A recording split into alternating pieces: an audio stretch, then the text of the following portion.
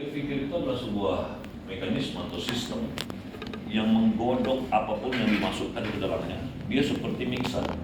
Jadi mixer dimasukin tergodok. Cuma bedanya mixer itu ada tombolnya. Kapan kita mau nyala dia nyala, kapan kita tidak mau kita matikan. Ya. Hanya mixer itu ada penutupnya kan. Kenapa harus ada penutup? Jangan sampai belum bagus dicampur ada yang terlempar keluar.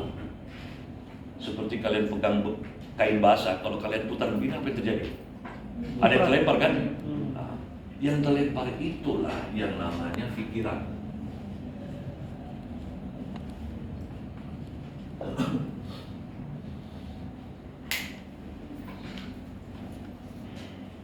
Fikir itu melihat jemuran basah,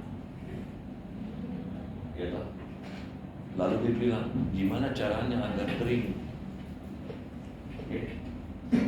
Akhirnya dijemur, menjemur Fatihah itulah pikiran. Lalu saya tanya, kenapa kau taruh situ bajumu? Om, biar kering. Itulah pikiran. Jadi pikiran itu adalah hasil fikir. Cuman bedanya, fikir itu tidak bisa berhenti, di jalan terus. Makanya kenapa ada orang patah hati, kenapa orang frustasi, kenapa ada orang gendut, kenapa ada orang trauma? Karena fikirnya jalan. Om, saya pengen melupakan, tidak bisa. Karena fikirmu jalan.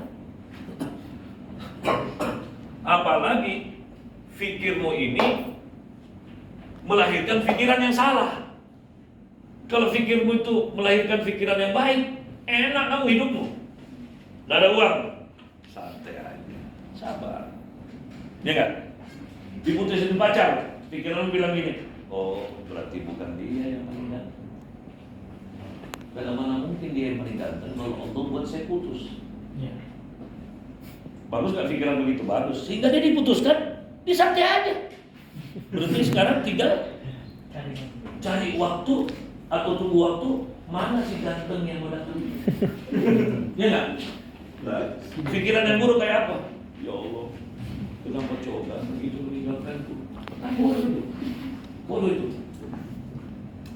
Sekarang saya tanya, untuk apa dia ganteng kalau dia meninggalkan kamu? Untuk apa kau pikirin? Ngapain? Apalagi yang ganteng itu pacarnya orang, ngapain pikirin? Goblok gitu kan? Iya kan? Nyesek-nyesekin otak gitu kan?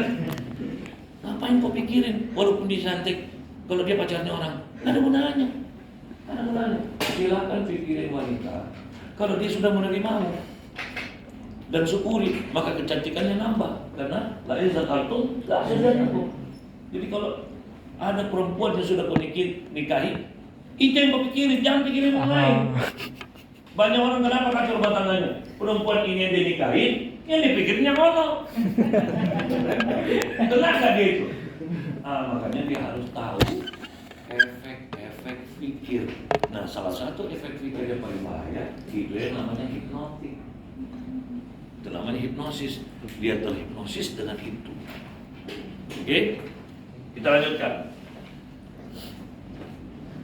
Sementara karena manusia diturunkan ke bumi, ya katakanlah inilah dunia. Sementara Allah bilang, wa ma khalaqtul jinna wal ins illa liya'budun. Tidak aku turunkan jin dan manusia kecuali untuk ibadah. Di mana ibadah itu? Disinilah ibadah itu terlaksana. Karena orang yang masuk surga itu harus beriman, takwa, amal soleh, manfaat. Maka Allah buat strategi. Strateginya apa? Tidak ada yang boleh masuk surga selain dia harus menjadi mutmainnah. Sehingga Allah bebankan kita pekerjaan mutmainnah. Kenapa Om? Karena kalau kita buka surah Al-Ankabut ayat 2, ahasiban nasu ayyutraku ayaqulu amanna wa hum la yuftanun. Emangnya manusia itu cukup mengatakan dia beriman lalu tidak diuji? Jadi orang bisa masuk surga kalau dia beriman. Di sini dia bilang, saya mau beriman. Oke, mau? Oke. Pikirannya pikiran orang beriman. Akhirnya apa yang dihadapi? Ujian. Nah, itu dia. Begitu dia bilang, saya beriman. Datang ujian, dia bilang, berat kehidupannya. Gagal. Betul? Kalau kau bilang kau beriman, lalu kau bilang, kenapa kuliah itu susah? Gagal.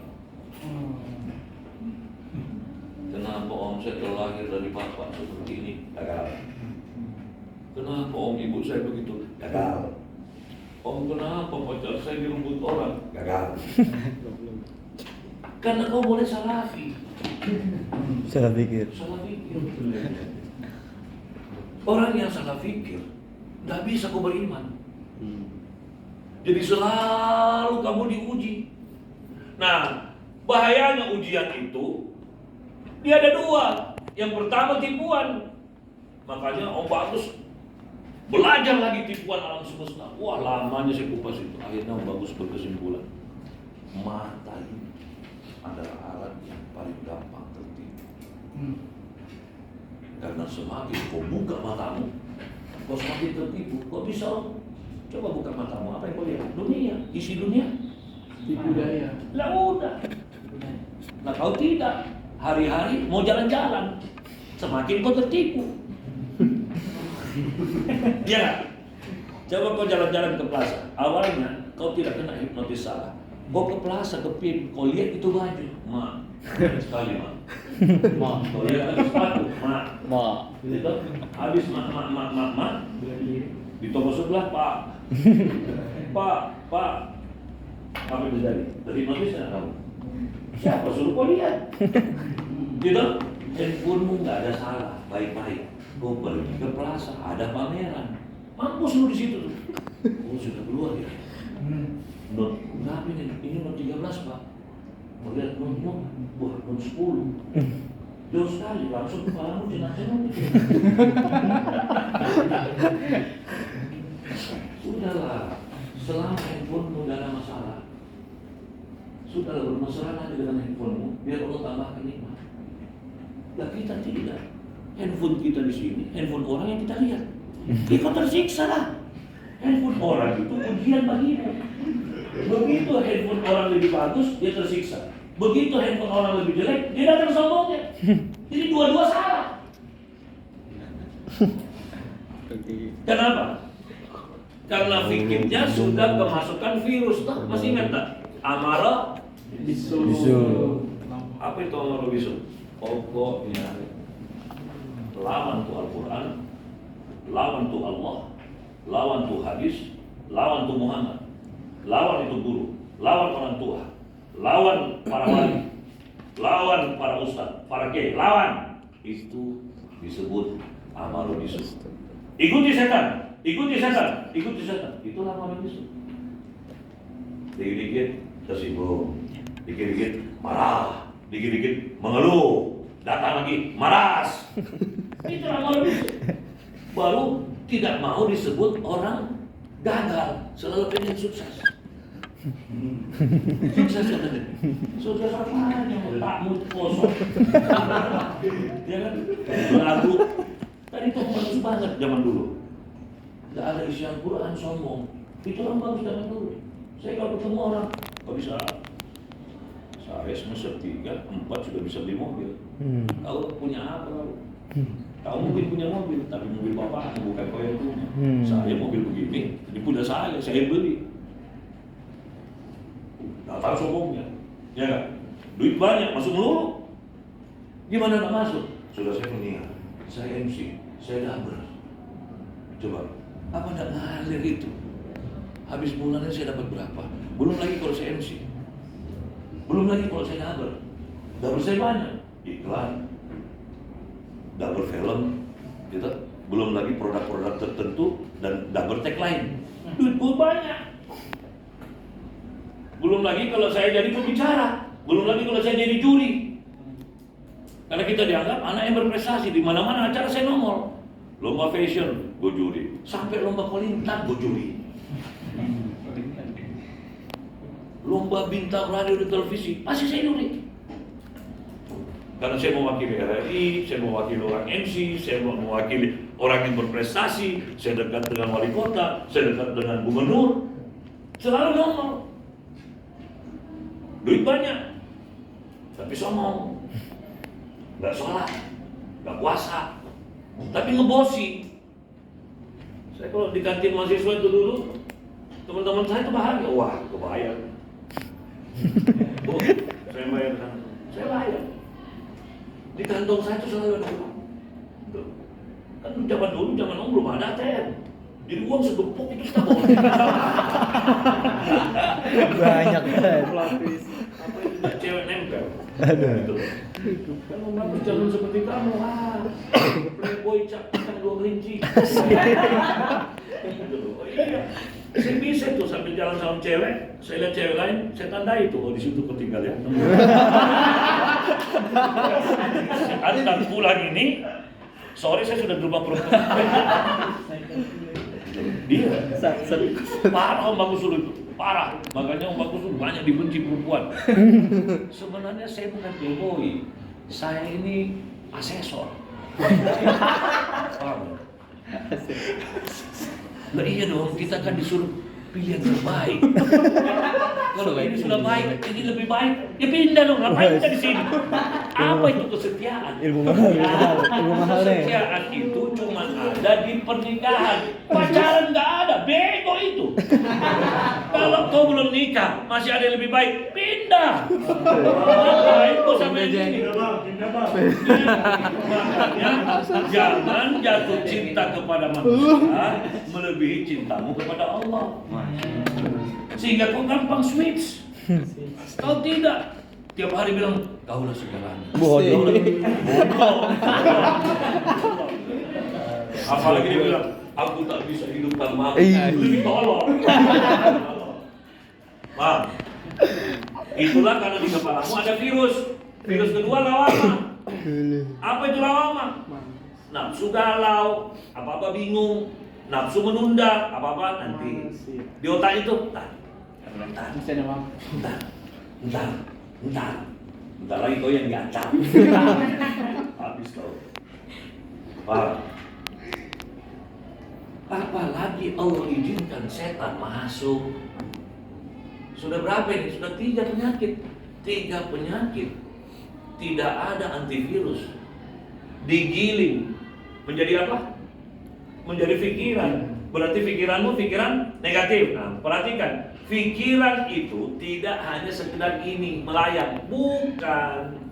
Setelah Om Bagus meneliti, pikiran nempel di semua dirimu. Nah, ini dia nih. Punya mata, pikiranmu ada di mata.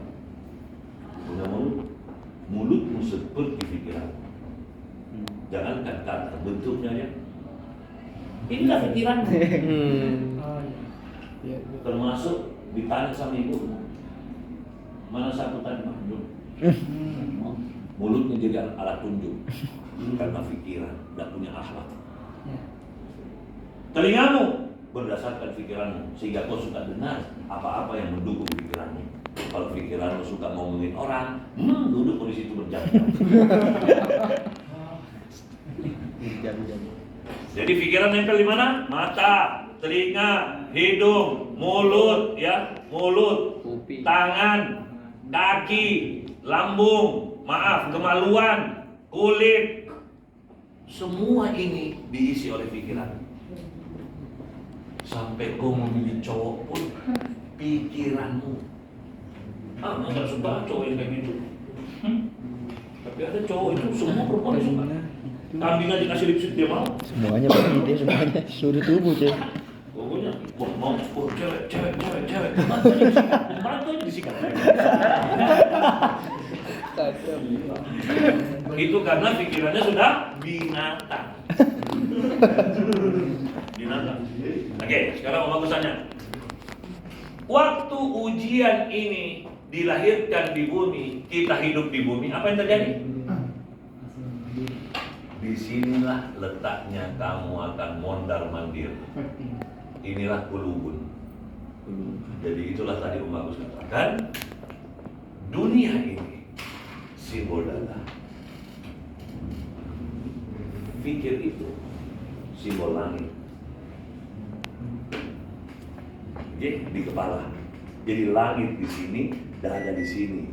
Langit disuruh nundukin bumi, itulah khalifah.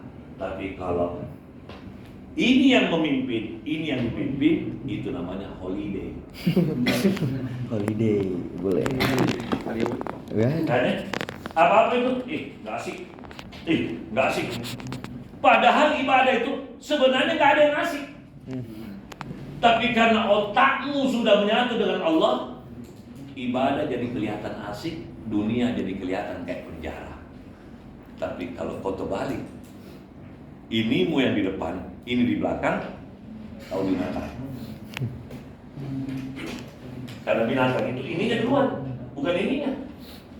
Manusia itu ininya duluan, baru ini. Jadi ini harus membunuh ini. Sementara Allah uji kita turun ke bumi, Allah kasih virus di kepala. Apa yang terjadi? Pikiran nempel di jantung, deg-degan. Akhirnya apa?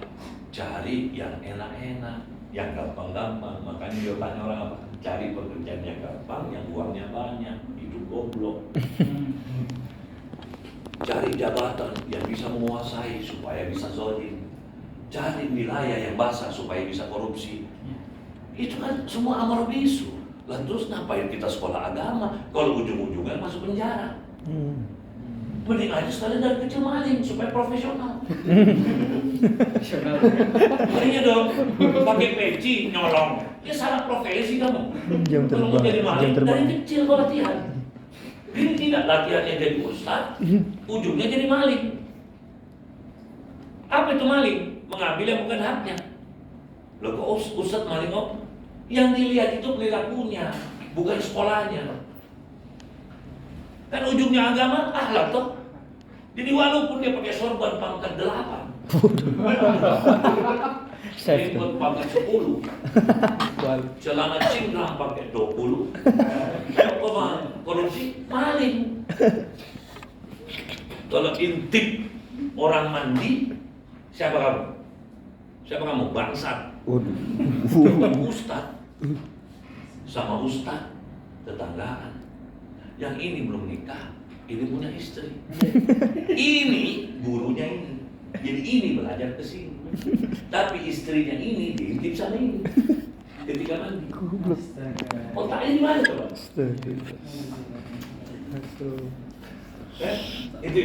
Intip istrinya muridnya lagi mandi. Ketahuan lagi. Goblok dong. Kalau mau jadi tukang intip yang profesional dari kecil. Kenapa Dari ketahuan? kecil ya? Karena kamu sekolahnya di pesantren tapi pekerjaannya tukang intip. Kalau mau jadi tukang intip sekolahnya di spionase. Niat Jadi ya? orang mandi kok spion. Pacang kasa spion. Kacau.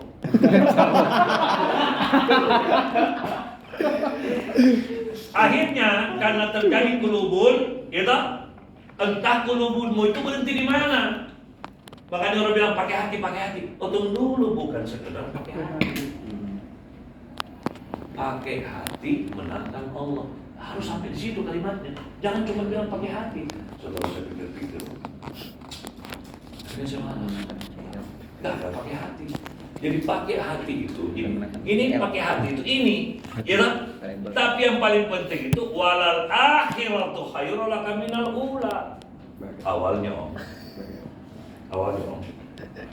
saya ingin curi, karena ada orang. Tapi kalau saya lihat, wih, ini kalau saya mau pulang, gila, tak pernah habis. Orang kirim ini nggak ada kerjaan. Kesempatan, apalagi setan sudah berbuat, ambil, lu seumur hidup lu gak bakal dapat. Masuk itu data. Awalnya dia bilang, tidak kasih sama satpam, diambil. Saya amankan dulu, judulnya saya amankan. Ya, masuk sini lah. Sudah berkait tuh setan sama malaikat di kepalamu. Kasih itu, kasihan sama orang yang punya, kalau dia cari gimana? Setan bilang, tunggu dulu, kan kau yang menemukan, kau kan tak mencuri. Itu, kamu kan dapat. Apa bedanya sama orang-orang yang dapat rezeki di jalanan? Lalu kau jawab, iya juga ya. saja lagi. Terus, enggak. Kata malaikat, taksi security, kau berjasa. Jasa, nggak bisa orang hidup pakai jasa, harus pakai uang. Lagi pula, kalau kau kasih sama satpam, satpam yang jual, satpam yang kaya. Iya juga. Sekarang satpam nggak ada yang bisa dipercaya. Iya juga. Iya lagi. Apa yang terjadi? Iya Apa yang terjadi? Iya lagi. Maling lah kau. Itulah yang namanya sikap. Sikap. Jadi sikap inilah akhlak. Ya kan? Berarti sikap dengan pikiran itu sama. Ini rohnya, ini gambarnya. Ini sama ini. Oke, sama. Nah, karena kita hidup bertahun-tahun, mulai dari kau lahir, terbentuklah pikir, SMP, SMA, sekarang kamu sudah 2025, kamu itu mahasiswa. Satu-satunya maha yang Allah kasih kepada manusia cuma mahasiswa, selebihnya punya Allah. Karena dia pengen semangat belajar itu standar maha. Makanya diawali di maha kan gitu. 1 tahun. Apa yang terjadi? 2025 bersusunlah pikiran-pikiran dan sikap ini berubah menjadi pemikiran. Sudah baik.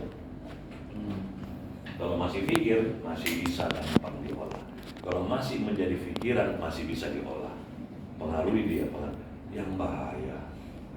Kalau sudah menjadi pemikiran. Kenapa? Inilah diri. Sabda bilang, Om, saya memang begitu orangnya. Apa itu saya? Saya itulah diri. Diri itulah pemikiranmu. Saya tuh Om kalau beli baju. Saya tuh Om kalau beli handphone. Saya tuh Om kalau mandi. Saya tuh Om kalau nyisir. Saya tuh Om kalau potong rambut. Saya tuh Om kalau berkawan. Saya tuh Om kalau bepergian. Om saya tuh kalau ngaji. Saya tuh kayak. Itulah pikiranmu yang bertahun-tahun. Lalu kau bilang, aku orangnya gak bisa begini, gak bisa begitu. Itulah pikiranmu. Kau kunci dirimu. Mental block. Supaya manusia tidak salah pikirannya, harusnya ngapain? Pahami 5. Hafalin. Ya. Bila pikiranmu sudah benar, 1. Tapi jangan GR kalau baru pikiranmu yang benar. 2. Bila kamu mengerti kebenaran. Nah, jadi kalau pikiranmu benar, tidak ngerti kebenaran, bagaimana kau bisa hidup dengan benar? Ada lagi orang sudah belajar kebenaran, tapi pikirannya ngaco. Itulah ustadz maling. Ada ustadz nyolong kotak amal, pantas di kampungnya kaya. Setelah diusut kita pasang kamera di masjid, baru ketahuan setiap Jumat dia sudah sembunyi 2 kotak. Orang pulang dia buka, dia kumpul, kaya raya di kampung. Tapi kayaknya kayak apa? Kayak maling. Jadi capeknya kamu sekolah di pesantren, ujung-ujungnya jadi maling. Mending aja dari kecil latihan maling di pasar. Itu seperti itu. Kita lanjut. Yang bahayanya kalau diri sudah kebentuk, dia itu adalah jiwa. Jiwa itulah nafs. Oke? Jiwa ini diharapkan bisa membunuh virus. Cuman bahayanya kalau kau hidup dengan virus itu, jiwamu jiwa virus. Kalau jiwamu jiwa virus, apa yang terjadi? Saya harus bocorkan. Jiwa ini kalau sudah terbentuk, dia akan menguasai fikir. Kemuliaanmu hilang kalau jiwamu bukan jiwa mulia. Paham? Sehingga yang kau harus paham, jiwa itu punya sifat. Dia punya sifat memiliki energi. Energi ini disebut dorongan. Dorongan ini dalam bahasa Inggris motif. Motif yang hidup namanya motivasi. Makanya kenapa dia masuk di sini? Karena dia sifatnya mendorong. Makanya kau bilang, Om, kenapa saya begini? Om, kok saya nggak bisa menahan diri saya untuk selalu marah? Om, kenapa saya suka sekali cemburu? Om, kenapa ini saya sifatnya dendam? Ya karena tidak ada jiwa yang tidak melahirkan, atau tidak ada jiwa yang tidak ada sifatmu, tidak ada karaktermu, tidak ada tabiatmu, habitmu. Jadi jiwa itu kantongnya inilah di dalamnya sini. Oke, saya lanjutkan. Jeleknya karena jiwa punya energi, punya dorongan, inilah yang disebut dengan hipnotik. Apa itu hipnotik? Kau terkunci. Karena orang yang hipnotik kena yang namanya bawah sadar. Apa itu bawah sadar? Dia jalan secara otomatis dan kamu tidak berdaya. Sinilah, tidak berdaya. Makanya gue bilang apa? Kenapa Om saya tidak bisa melupakan dia? Om, kenapa saya mencintainya? Om, saya sakit sekali. Akhirnya kau lari ke dukun supaya bisa begitu. Datang kiai ini fotonya kayak dia sudah pergi sama perempuan lain, tolong ditarik ulang. Berarti kau pacaran sama robot. Karena dia sebenarnya sudah tidak mencintai. Jadi teks ya. Kalau kau berharap dia balik sama kamu, ngapain? Om bagus, oh kalah jalan sama perempuan yang saya tahu dia suka sama laki-laki lain. Bego.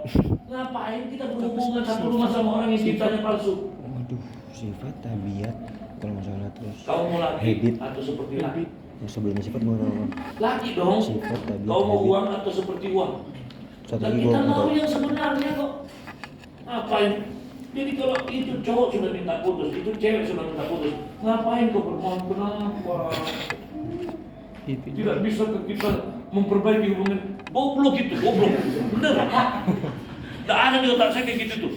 Cewek minta putus, saya bilang hati-hati di jalan. Saya nggak nanya kenapa. Lo orang sudah minta putus, ngapain saya tanya kenapa? Hak dia dong.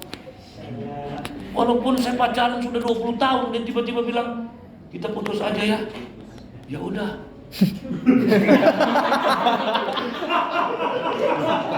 Saya mau ngomong apa coba? Ngomong apa? Kita laki, suruh ngerengek. Nggak laki, banci. Masa kalah sama pahlawan? Mati satu, tubuh 1000.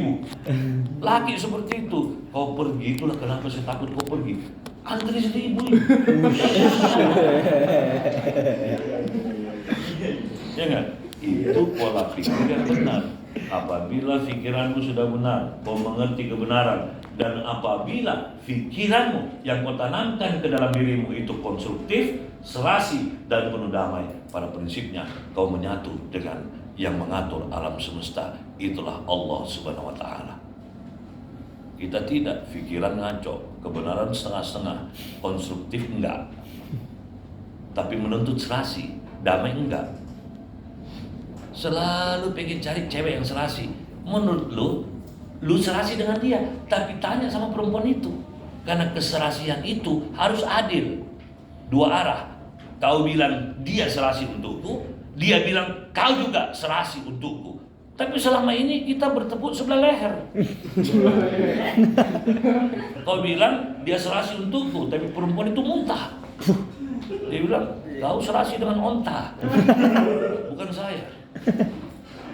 Itu namanya bertepuk sebelah leher toh. Ronta. Panjang. Oke. Paham? Nah, akhirnya karena kita sudah membentuk jiwa, di mana jiwa itu punya energi inilah yang mendorong, ini yang disebut dengan motif, dan sifat energi itu hipnotik. Apa itu hipnotik? Kamu tidak sadar dia jalan sendiri. Kenapa ya Om? Setiap saya lihat baju-baju kayak gini, saya nggak bisa tahan diri saya. Nggak apa-apa deh, bumutang yang penting beli. Itulah mengapa ada sejarah nyicil. Keinginan besar, nggak punya uang bayar. supaya dia jadi setan, dia nyicil. Berbunga lagi, aduh. Sudah dibilang jangan kau dekati riba, dekati loh. Jadi apalagi ngerjain, dekati aja nggak boleh. Ini tempat riba ini jauh, jangan kena kamu. Cahayanya riba menjauh. Kita tidak, justru kita melakukan. Terus ilmu agama kita ngapain? Janganlah kau bohong. Itu yang kita kerjain. Berarti agama yang kita pelajari, kita bawa pulang, kita injak-injak. Janganlah kau sombong, itu yang dikerjain. Janganlah kau malas, itu yang kau kerjain. Makanya kenapa agamamu tidak mau nempel di dirimu? Karena kau panggil dia, kau cuekin. Mau kamu sabda? Sabda ke rumah om besok pagi hari Selasa. Ada apa om? Datang aja. Begitu didatang, istri saya bilang, siapa mas? Mahasiswaku. Kenapa? Saya suruh datang. Kenapa tidak dilayani? Biar aja. Gimana perasaanmu begitu orang? Sakit tuh. Itulah agamamu. Kau panggil dia di pesantren berapa tahun, kau cuekin dalam hidupmu. Yang kau pakai adalah pemikiran setan. Sehingga ketika kamu akan panggil dia lagi, kira-kira anda datang kan? Lalu saya WA, sabda ke rumah om lagi ya, dia nggak mau jawab. Kenapa? Cuma dari kecewa lah, dipanggil di rumah dosennya dicuekin. Itu, seperti itu. Begitu agama. Lagi pula agama bilang apa? Kau kira aku siapa? Kau belum tahu tuh, kita ketemu di akhirat.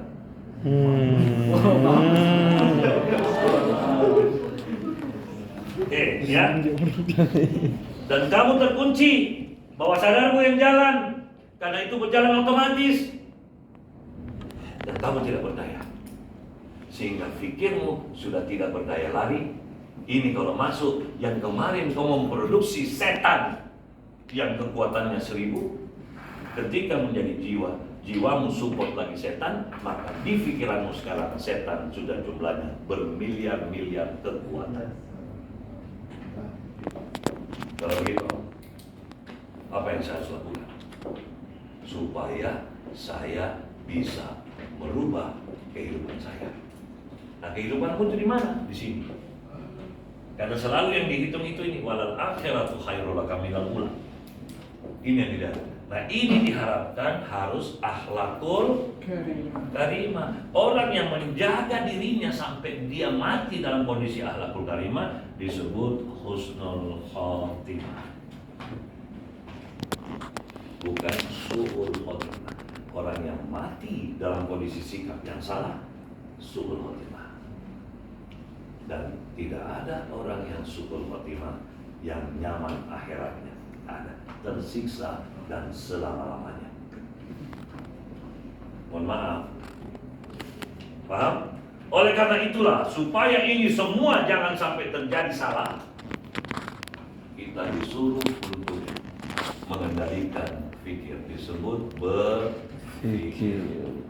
Di mana berpikir ada kata ber itu mengandung makna ikhtiar atau perjuangan dalam mengendalikan dan mengolah fikir plus pikiran guna. Karena ada 7 langkah, maka guna yang pertama adalah takwa. Apa itu takwa? Patuh. Patuh kepada siapa? Diawali orang tua, guru, dan 2 orang ini mengajari kita Allah beserta Rasulullah. Itulah kenapa ibu bapakmu dulu paksa kau masuk pesantren. Makanya kau harus berterima kasih kepada mereka. Ikhtiar atau perjuangan.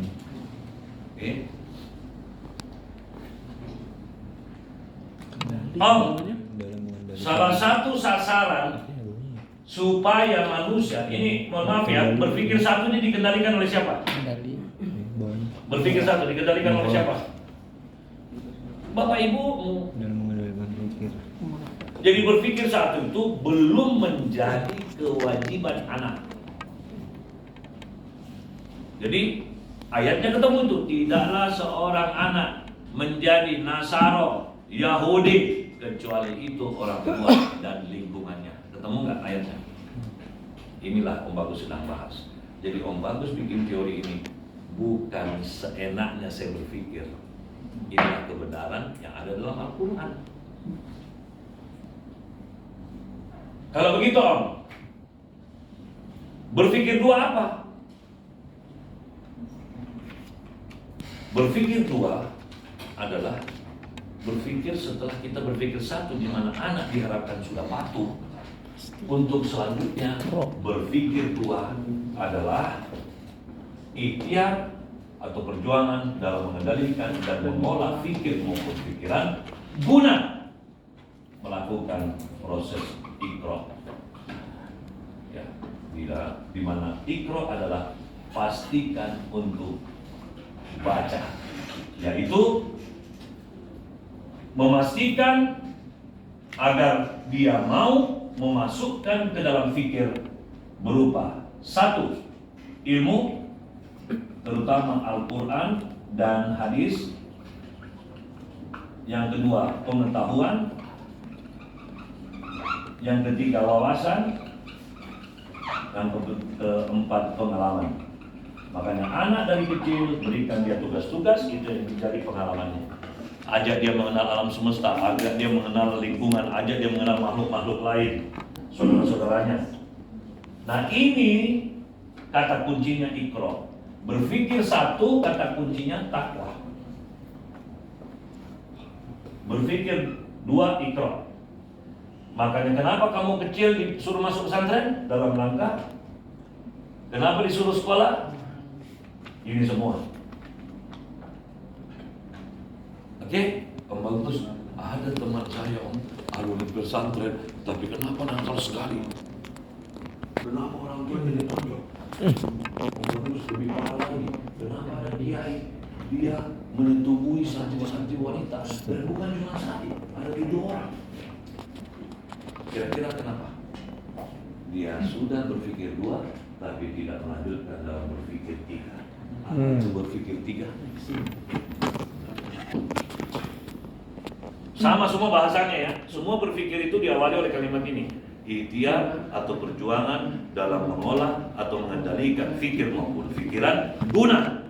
Ya guna, setelah kata guna baru berubah. Kalau kata kunci berpikir 3 adalah penghayatan sampai pemahaman, sampai ke paham. Jadi pertama patuh, kedua masukin data, gitu. Yang ketiga mengolah apa yang sudah dimasukkan untuk dihayati agar ketemu pemahaman yang diletakkan ke pikiran. Disinilah bersemayam paham.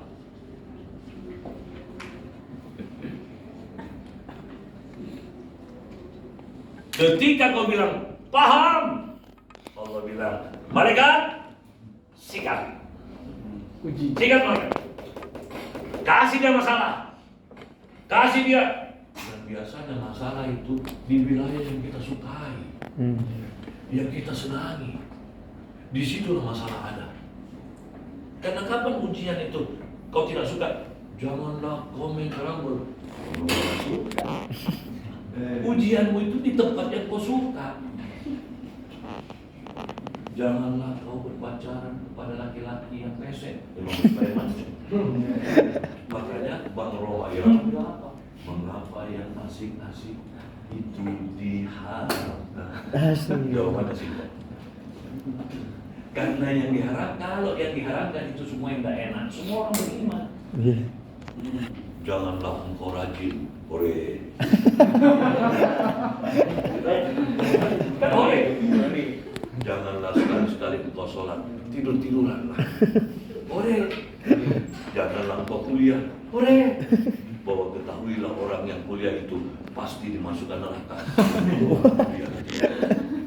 Tapi kenapa semua yang berat-berat, yang pahit-pahit, yang kecut itu nilai ibadahnya tinggi? Mentraktir orang, janganlah engkau berikan orang makan. Berit-beritlah kau di dunia ini. Pas kau bilang, orang beriman. Ya. Tapi begitu kau baca ini Al-Quran, lu bilang apa? Gue paham. Sampailah orang di sebelah bilang, paham. Kalau sampai ada orang itu, di situ orang mulai melakukan kamu. Kau berani keluar dari sini? Oh, orang baik-baik. Gua di sekolah ini paling bagus akhlak. Berani ngomong. Hah? Kalau ada anak PTI yang lebih bagus dari gua, mana dia? Ini orang yang paling hebat PTI. Berani ngomong. Berani juga ya. Selalu kita bilang apa? Gua mau orangnya biasa-biasa aja. Neraka, surga. Lu bilang apa? Gua mau orangnya biasa-biasa. Ada. Orang mati dia dapat biasa-biasa aja. Ada. Dua aja. Hancur-hancur sekalian, baik-baik sekalian. Kita tidak yang sedang-sedang. Adakah orang mati ditaruh di wilayah sedang? Nggak ada. Oleh karena itu buang ini di otakmu. Silakan jadi orang yang paling banyak manfaat, paling berprestasi dalam amal soleh, iman dan takwa. Kalau tidak mau, gampang pindah ke sebelah. Agak hot. Hot banget. Jadi jangan lagi kita sudah belajar Islam, kita masih mengatakan jadi orang itu jangan terlalu baik. Nggak bisa bro, harus baik. Karena tempatnya surga. Nggak ada, kita itu biasa-biasa aja. Nggak ada itu, mati biasa-biasa saja.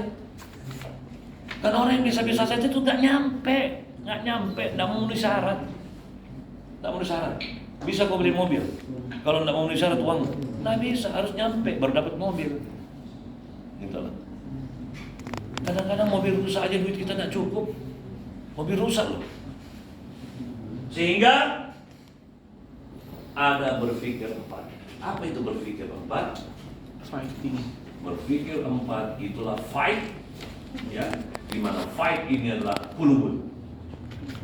Sampai bisa memastikan akhlakul karimah. Di sini letaknya berpikir empat. Terjadi peperangan antara kau kira kau paham, lalu kau bilang apa? Berat. Begitu dia ngaji, dia baca apa? Inna Allaha ma'as sabirin. Woi brother, sesungguhnya Allah bersama sabar. Begitu dia kehidupan, sabar. Enak aja lu ngomong. Bikin gampang sabar. Hancurlah. Akhirnya kalah toh. Nah sekarang kau mau biarkan dirimu kalah terus? Tak mau. Bagaimana supaya tidak kalah? Berjuanglah kamu di sini memenangkan Allah. Itulah yang disebut dengan sikap akhlakul karimah. Tapi jangan GR, karena semua orang kena penyakit di sini. Tidak mau melakukan kebaikan, tapi tidak mau dibilang orang tidak baik. Coba ya, taruh di hatimu semua. Sekarang saya tanya, kamu orang paling baik? Dalam jawab toh, sekarang saya tanya, kau mau nggak dituduh menjadi orang yang paling jelek? Tak mau juga. Terus mau apa? Om, sedang-sedang. Nyangkut ya. Ada. Itulah kenapa Om Bagus tak mau jadi dosen biasa-biasa. Saya bikinlah diri saya dosen yang luar biasa. Saya tidak mau dosen yang biasa-biasa. Atau keluar. Setan kau. Nggak ada itu. Makanya langsung. Ya karena saya bukan dosen biasa. Kalau dosen biasa tidur. Ada domino kalau mau. Ya. Tinggal pilih mau jadi dosen setan, dosen biasa-biasa, atau dosen yang biasa. Nah saya pilih yang ini.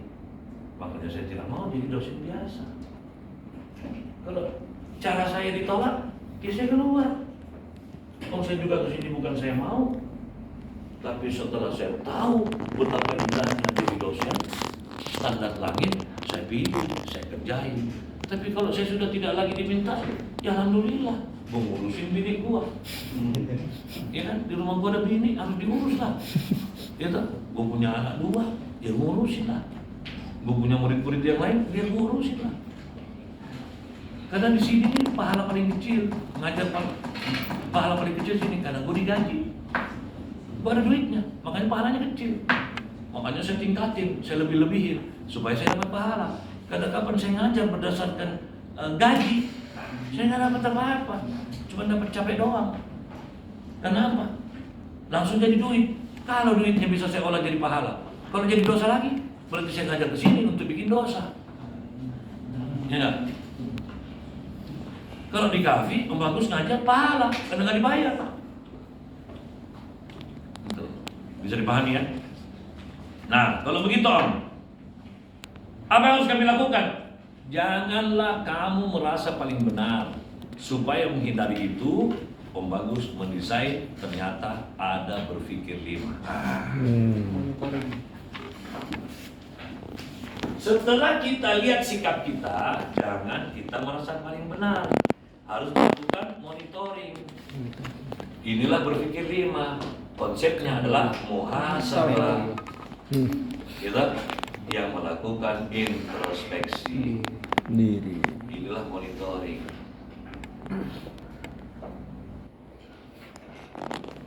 Kalau saya ketemu saya salah, saya pindah ke berpikir 6. Di mana 6A itu untuk kesimpulan salah, kita melakukan tobatan nasuha. Kalau saya menjalankan fikir 5 ternyata saya benar, saya pindah ke 6B. 6B itu istiqomah. Lanjutkan. Setelah saya selesai di berpikir 6, karena kita berbicara standar maslahat, maka harus ada berpikir penutup namanya 7. Berpikir 7, kata kuncinya ulil albab.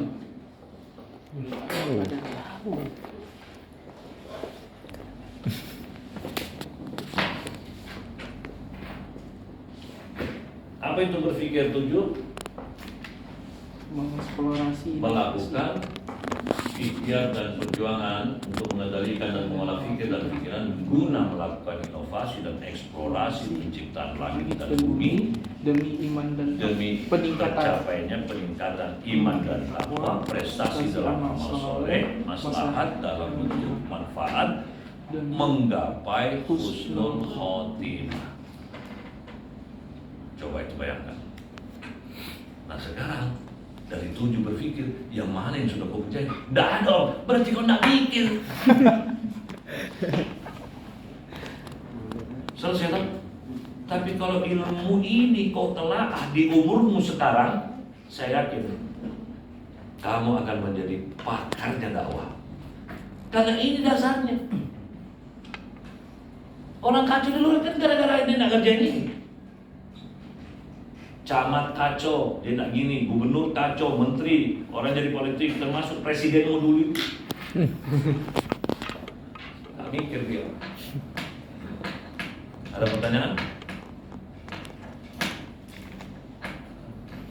Ada yang bertanyakan? Karena tidak mungkin kita ujian hari ini. Ya, tidak mungkin. Karena waktunya sudah habis gara-gara sabda CS ini. Kita diulang. Tidak apa-apa. Setiap yang diulang itu meningkatkan derajat ilmu. Setiap diulang. Jangan cari lulus, cari paham. Makanya Pak Tutur itu waktu kuliah tidak mengejar nilai. Saya mengejar ilmu. Saya mengejar ilmu. Banyak teman-teman kuliah yang bagus S1 itu, IP-nya bagus, tapi tidak berani memamerkan karya desainnya. Om Bagus IP-nya paling jelek, tapi saya berani tempur dan berani mempresentasikan dalil-dalil saya di dalam desain tugas akhir saya. Diakui itu tugas akhir saya.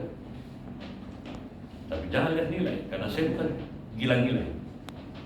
Saya gila paham, karena belum tentu yang menghafal semua teori itu dia paham apa yang dia hafal. Kalau saya tidak kejar ujian, saya kejar pemahaman. Jadi ada satu mata kuliah itu yang saya belajar 6 semester. Kenapa kau tidak lulus-lulus, Gus? Saya tidak lulus, saya pengen paham. Saya masuk cuma berapa kali, bagaimana saya bisa paham? Semester berikutnya saya ambil lagi. Sampai itu saya bilang, Gus, kamu tidak bosan lihat ibu? Bu, saya cuma takut kalau ibu yang bosan sama saya. Saya suka belajar sama ibu, tapi saya tidak ada waktu. Makanya kenapa saya cicil waktu itu dari sejak 3 tahun lalu sampai sekarang saya masih belajar sama ibu. Dia ketawa itu. Dia ketawa.